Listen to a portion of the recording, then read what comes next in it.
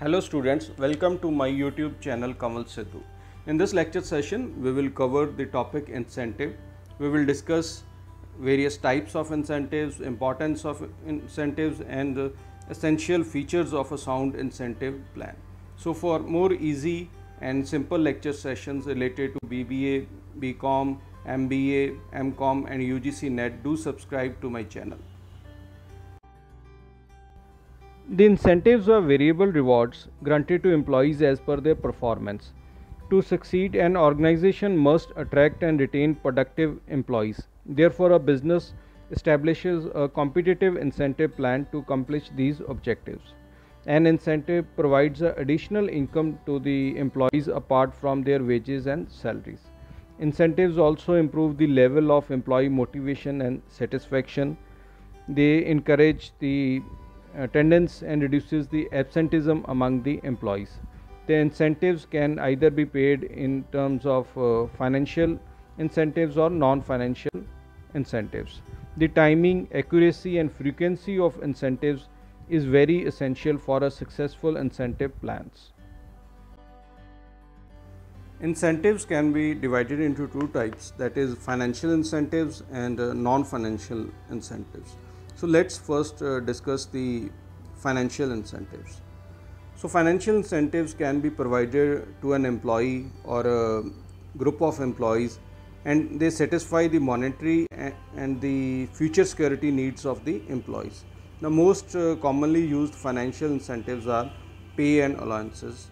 So salary is the basic incentive for every employee to work efficiently in an organization.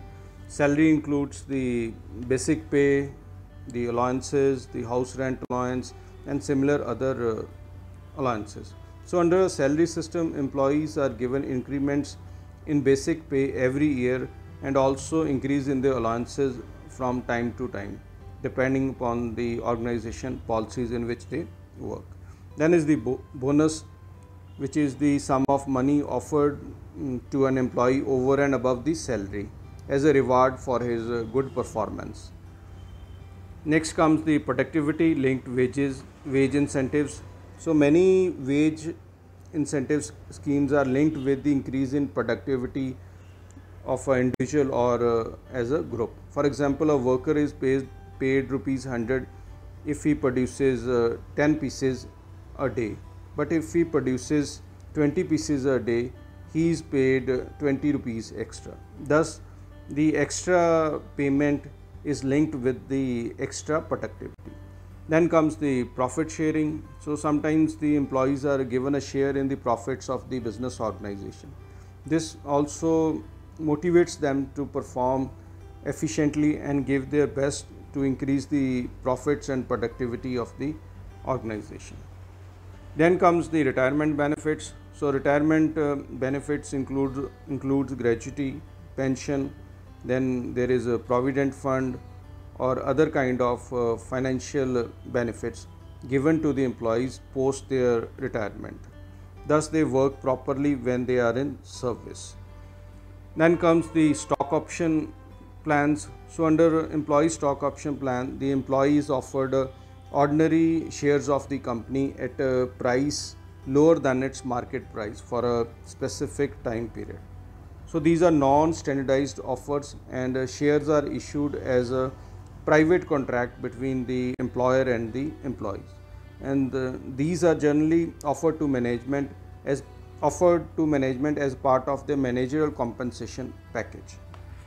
Then is the commission. So some business organizations offer a commission in addition to the salary to the employees for fulfilling a certain kind of targets. So this kind of commission encourages the employees to increase the client base of the organization by achieving those targets. Then apart from these, there are other fringe benefits such as accommodation, car allowance, then medical facilities, educational facilities, in addition to the salary and allowances to its employees. So these incentives also motivate the employees to work efficiently and also helps the business organization to increase their productivity. Second type of incentives are the non-financial incentives. So as we know that apart from monetary, future security needs, and employee also requires psychological, social and emotional needs that are to be fulfilled. So these kind of needs play a very important role in employee motivation. So these needs can be fulfilled with the help of non-financial incentives that are offered by various business organizations. These include the status.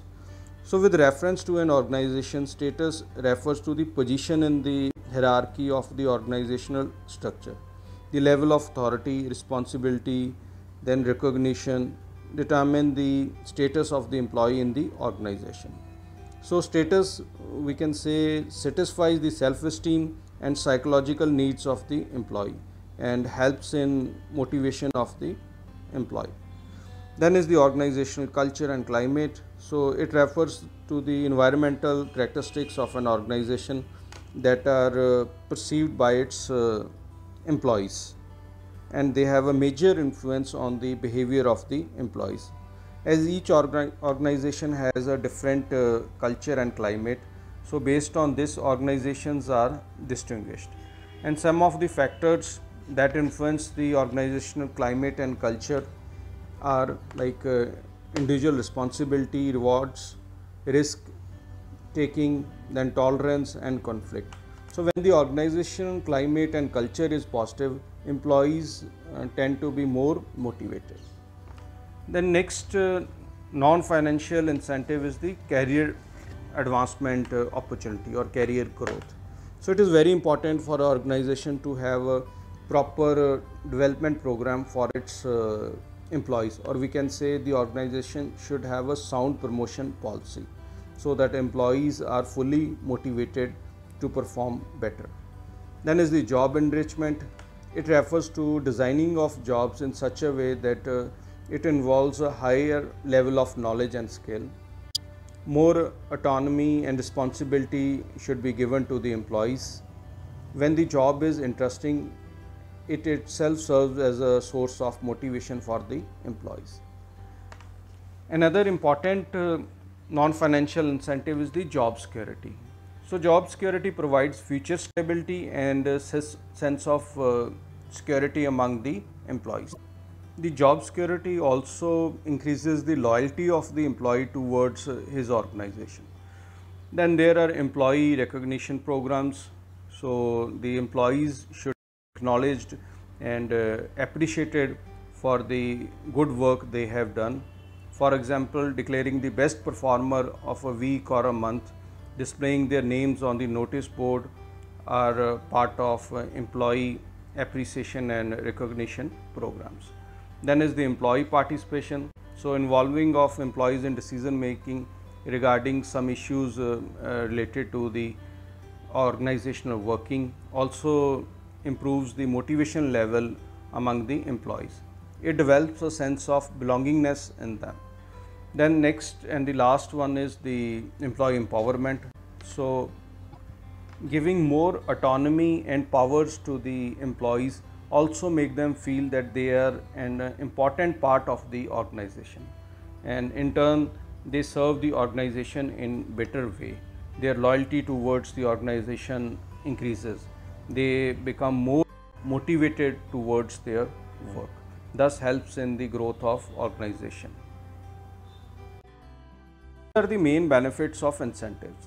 The primary advantage of an incentive plan is that it induces and motivates workers for higher efficiency and greater output. Earnings of the employees would be enhanced due to the incentives, as these are paid apart from the salary or the wages.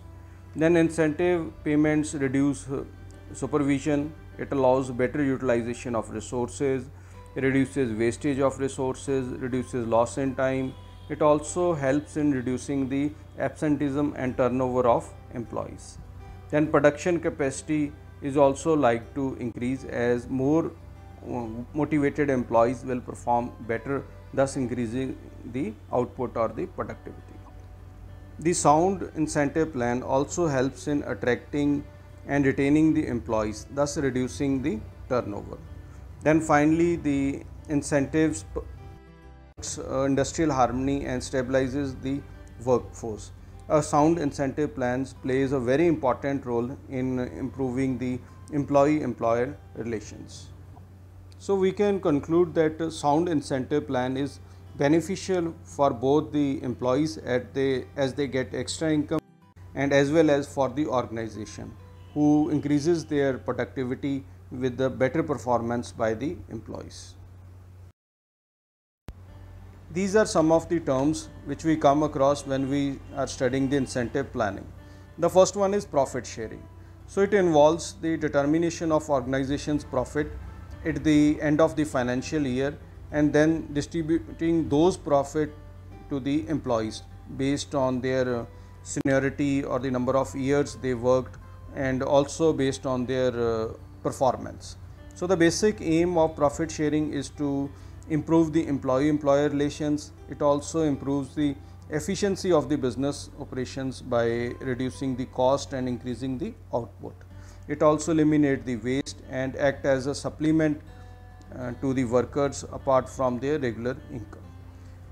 Then the second type is employee stock plans. So the main aim for employee stock plans is to attract and retain the potential employees.